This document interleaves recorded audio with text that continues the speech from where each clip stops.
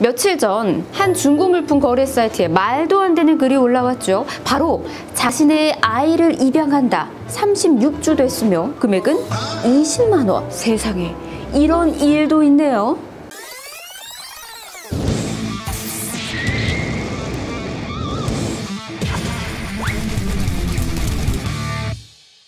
이 글을 쓴 20대 여성은 붙잡혔고요. 친엄마도 맞았습니다. 저는 제일 처음에 계모인가? 라고 생각했거든요. 그런데 그것도 아니었어요.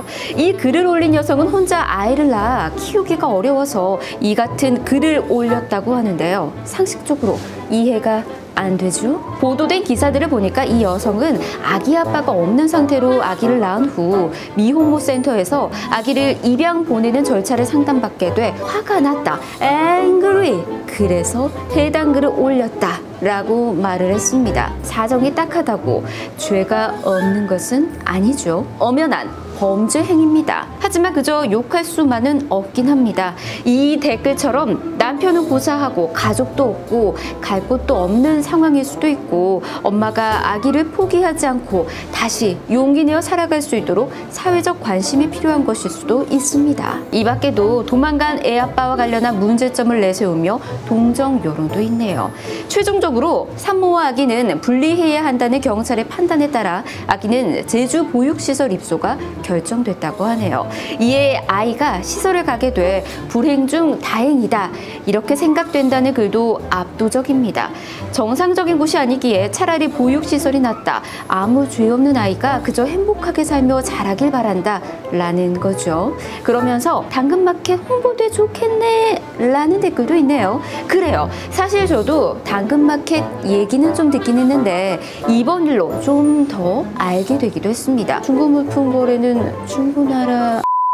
당근마켓 여러분은 어떻게 이용하고 계시나요? 찾아보니 당근마켓 쿨 거래 사례가 많아서 클린마켓이라는 얘기도 있습니다. 중고거래를 이용하는 사람들이 당근마켓은 직거래로 인해 사기 위험이 좀 더 적어서 믿음직하다 뭐 요런 얘기도 하더라고요. 특히 이 동네 설정 요거를 해서 동네 사람들과 거래도 가능해 더 빠르고 믿음직하게 거래가 가능하다라는 평도 있네요. 아껴 쓰고 나눠 쓰고 바꿔 쓰고 다시 쓰는 아나바다를 잘 활용할 수 있는 대표적인 곳이다라는 얘기도 있습니다. 그리고 후기도 훈훈한 게 좀 보이네요. 나눔은 내가 했는데 오히려 받아온 것 같은 느낌이 든다. 먹을 것을 함께 나눠주시는 구매자분도 계신다. 재밌는 분도 있다. 등등 평이 좋습니다. 그리고 야옹이 자랑하는 집사분도 있고요. 저를 팝니다 라며 연애하실 분을 찾는 귀여운 분도 있네요. 이곳을 찬찬히 살펴보니 단순 중고물품을 거래하는 곳은 아닌 것 같습니다. 다양한 나눔을 펼치고 있는 곳이다 라는 생각이 좀 드는데 어쩌다 이런 일이 생겼나 싶습니다. 이번 일로 당근마켓은 재발 방지책을 마련한다고 합니다. 당근마켓은 그동안 판매 게시글이 올라올 때마다 AI가 이미지를 분석해 거래 금지 품목 여부를 확인하고 머신러닝으로 데이터를 축적하면서 정확도를 높인다라고 말했는데요. AI도 이런 경우는 미처 거르지 못한 것 같죠? 그런데 시스템 구축하면 이제 이런 글 보이지 않을까요?